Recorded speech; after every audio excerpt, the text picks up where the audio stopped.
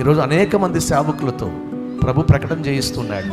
దయచేసి దేవుని మాటలు వినండి. మన కొరకు ఒక రాజ్యం ఉంది, ఆ కృప ప్రత్యక్షమే ఆ రాజ్యాన్ని గురించిన శుభప్రదమైన నిరీక్షణ కలుగు చేస్తూ ఉండగా ఈ దురాశలన్నింటినీ విడిచి, ఈ లోక పాపములన్నింటినీ విడిచి శుభకరమైన నిరీక్షణతో ప్రభు రాకడ కొరకు సిద్ధపడండి అని ఆ కృప ప్రత్యక్షమై బోధిస్తూ ఉంది.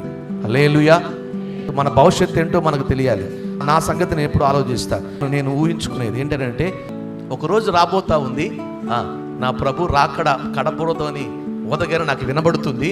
నా కొరకు ఒక మేఘం వస్తుంది, ఆ మేఘం మీద నేను ఎక్కుతాను, ఆయన తీసుకెళ్ళిపోతాడు. ఎక్కడ ఉంచుతాడంటే ఆ మధ్యాకాశంలో 7 ఏండ్ల ఆ గొర్రె పిల్ల వివాహ మహోత్సవంలో ఉంచుతాడు ఆయన. ఇప్పుడు ఇక్కడ కనబడుతున్న మండీలు గిండీలు వీటన్నిటికంటే గొప్పది ఉంటుంది అక్కడ. వాస్తవం ఇంకా గొప్ప విందు అక్కడ ఉంటుంది. ఏముంటాయో నాకు తెలియదు కానీ గొర్రెపిల్ల వివాహ మహోత్సవ సమయం వచ్చి ఉంది, 7 ఏండ్లు అక్కడ విందుంటుంది అన్న మాట రాయబడి ఉంది కదా. అక్కడ నేను ఉంటాను. అంతేకాదు, ఆ 7 సంవత్సరాలు అవగానే 1000 ఏండ్ల పాలనలో మళ్ళీ భూమి మీద తెస్తాడు. ఇదిగో భూలోకానికి తీర్పు తీర్చే స్థానంలో పెడతాడు. ఎందుకంటే ఆయన కొరకు బ్రతికి సేవ చేస్తున్నాం కాబట్టి.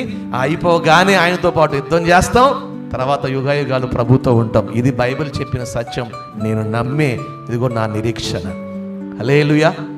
నా భవిష్యత్తు ఇలా ఉంటుందని నేను ఊహించుకుంటున్నాను. ఒక శుభప్రదమైన నిరీక్షణ. నేను నరకాగ్నికి వెళ్తాను, పాతాళంలోకి పోతాను, నా కొరకు అక్కడ ఒక పెద్ద బాణీ పెట్టున్నాడు, నన్ను కూడా ఏంచుతాడు. ఇవన్నీ లేవు ఆలోచనలు. ఎందుకంటే ప్రభు కొరకు బ్రతుకుతున్నాం కాబట్టి పరలోకానికి తీసుకువెళ్తాడు.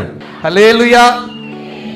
కాబట్టి మన భవిష్యత్తు కొరకైన నిరీక్షణ ఉంచండి. మన కొరకు ఉన్నతమైన ఇదిగో ఆశీర్వాదాన్ని ప్రభు సిద్ధపరిచాడు.